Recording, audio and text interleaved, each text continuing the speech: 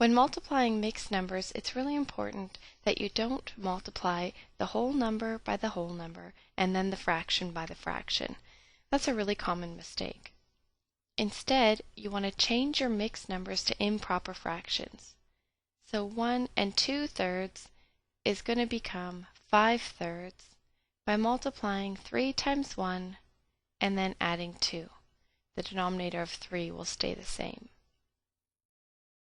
7 1/2 will become 15/2 by multiplying 2 times 7 and then adding 1.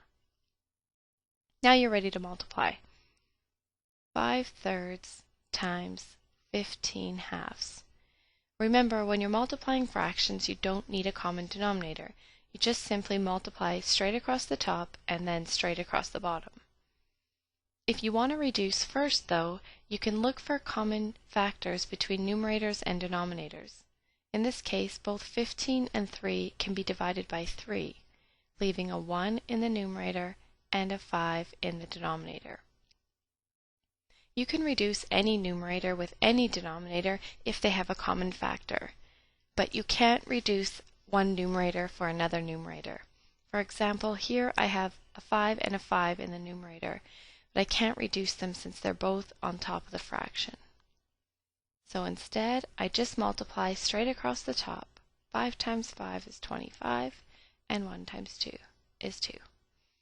You can leave your number as an improper fraction, or divide it out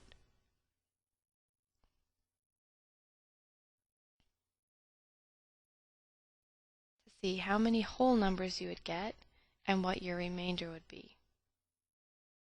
Quotient becomes your whole numbers, so 2 goes into 25 12 whole times.